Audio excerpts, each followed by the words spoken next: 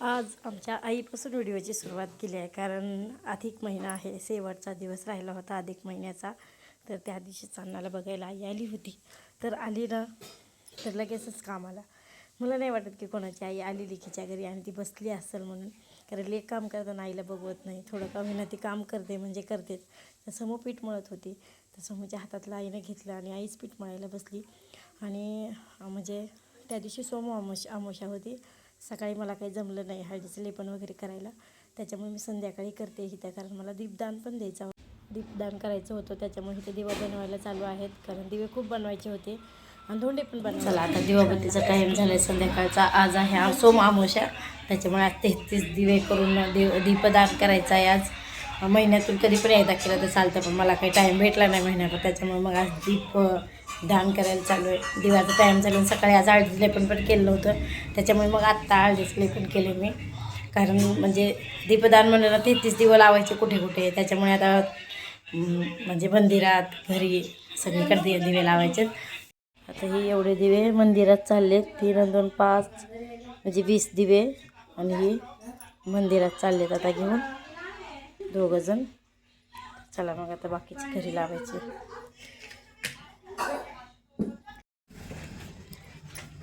देवाय ओम वासुदेवाय ओम नमो भगवते वासु. तर इथे बाहेर आई शिवानी समूह ह्या सगळ्याजणी चुलीवर स्वयंपाक करत होत्या, त्याच्यामुळे मग माझा घरात जप वगैरे झाला. जोपर्यंत दिवा चालू होते तर तोपर्यंत विष्णूंचा जप चालू होता. ओम नमो भगवते वासुदेवाय नमः.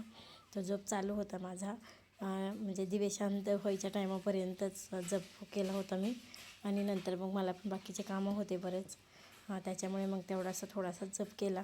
आणि आता इथून मला पुढे शिवायला जायचं होतं, तर इथे मी तेच बोलत होते की महिनाभरामधून कधी पण दीपदान करायचा असतो, पण मला हा महिना माझा कसा गेला काय गेलं मला पण समजलं नाही. खूपच बेकार महिना गेला, त्याच्यामुळे काहीच नाही करणं झालं. मग आज म्हटलं शेवटचा दिवस आहे, सोम अमावस्या पण आहे, अमावस्याच्या निमित्तानं दिवे लावलेले पण चांगले असतात. त्याच्यामुळे मग दिवे लावले आणि जप करतच दिवे चालू होते माझे.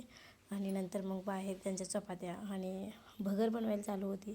तोपर्यंत म्हणलं घरामध्ये रस वगैरे बनवून घेऊ. तर मी रस बनवला आहे. तुम्ही म्हणत असेल त्याच्यात काय पडलं होतं, तर त्याच्यात मी विलायची पावडर टाकलं होतं, कारण विलायची पावडर जे आहे ना मी एकदाच वाटून ठेवलेलं असतं.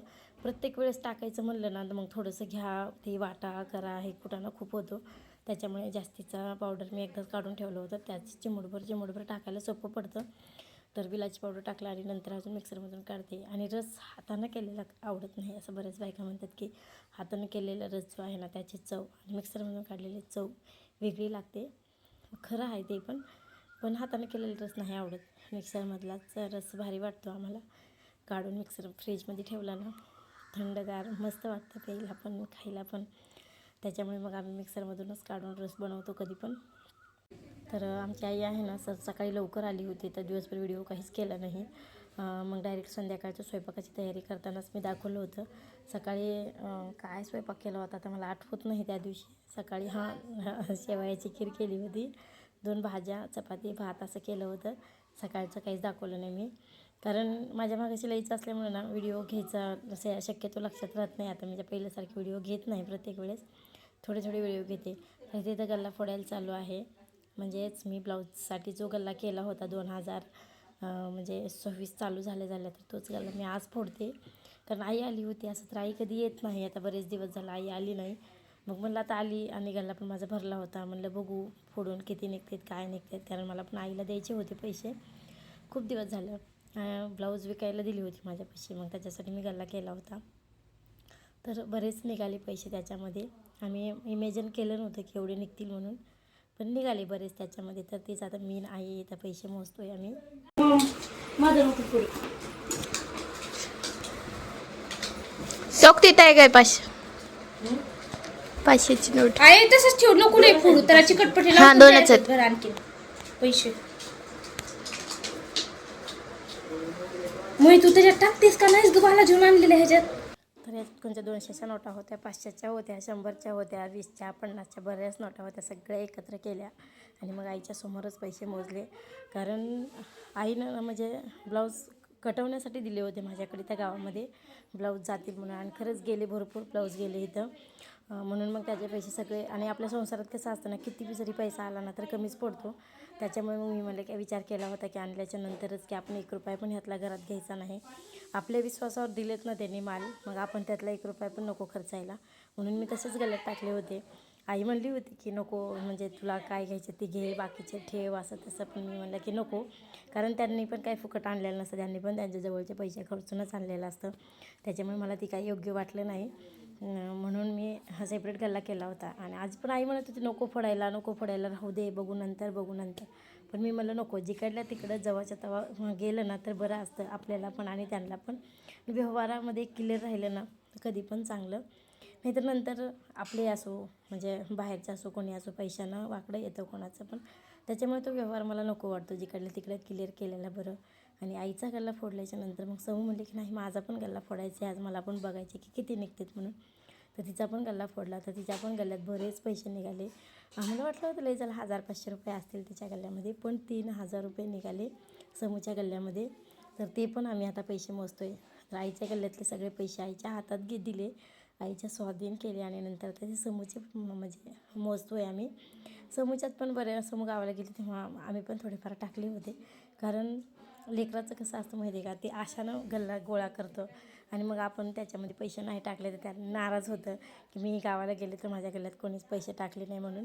त्याच्यामुळे आम्ही पण 100, 200, 50 असे टाकत होतो.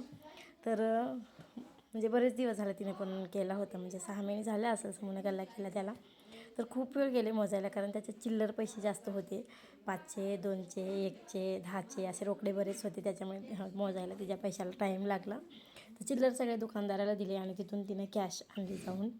आणि मग सगळे मोजले तर 3000 रुपये निघाले समूच्या गल्ल्यामध्ये. गल्ला केलेला फायदा असतो, सेविंग होते आपली.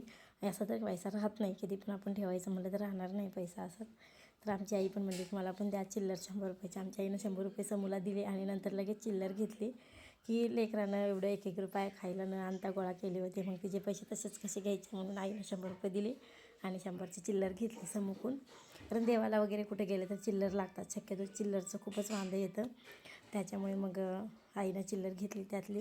ते दोघांचं भांडणं चालू होतं, हे जे एवढे निघाले त्याचे तेवढे निघाले. चिल्लर पाहिजे शक्यतो लक्षात राहत नाही कोणाचे किती झाले, काय झाले. डबल टिबल मोजायला चालू होतं इथं. 10 रुपये टाक, यात 10 रुपये टाक अजून, जे बरोबर होतात ना 450 रुपये काहीतरी.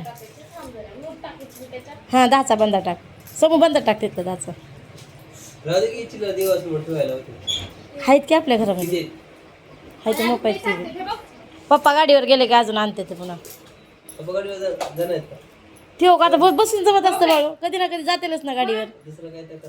दुसरं काय कर, दे मग 10-20 हजार रुपये.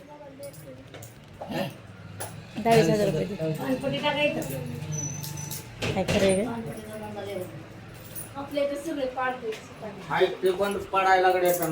तरी ते बाळूचं चालू होतं. आता काही पप्पा गाडीवर जाणार आहेत का, कुठून चिल्लर येणार आहेत, कशाला देतो दुकानदाराला, राहू द्या घरामध्ये. पण बसून जमत नाही, कारण दुसरा इन्कम काहीच नाही. पर्याय एकच आहे की गाडीवर जाणं, नाहीतर म्हणजे दुसरं कामाचा पर्याय नाही कोणता. त्याच्यामुळे गाडीवर जावंच लागतं. पण त्याला वाटतं की नाही, नको जायला पप्पांनी, आता घरीच बसून खायला पाहिजे. पण हे वय नाही बसून खायचं, आणि अजून भरपूर लांब जायचं आहे, अजून बरंच अजून कमवायचं आहे. त्याच्यामुळे बसून नाही जमणार, कधी ना कधी गाडीवर जावंच लागते. आता थोड्या अडचणी आहेत, पण सध्या ते घरी आहेत, पण जाणार आहेत गाडीवर. तर असो, आता आई निघाली, वटी वगैरे भरली, साडी नेसवायची होती. पण आमची आई म्हणली की मध्येच मला साडी नेसवली धोंड्याच्या महिन्यात, आता अजून काय आहे साडीचं. पण आली होती म्हणून ब्लाऊज पीस फक्त घातलं. आणि आता आई निघाली, राहणार होती 1-2 दिवस अजून, पण तिकडे पण कोणीतरी येणार होतं आईच्या घरी. त्याच्यामुळे मग आई लवकर निघाली, सकाळचं लवकर. हा 2 दिवसाचा व्हिडिओ आहे, थोडासा शूट घेतला होता मी. तर असो, चला आता आजचा व्हिडिओ कसा वाटला नक्की कमेंटमध्ये सांगा. व्हिडिओ आवडला असेल तर व्हिडिओला एक लाईक नक्की करा. तोपर्यंत बाय बाय. श्री स्वामी समर्थ तुम्हाला.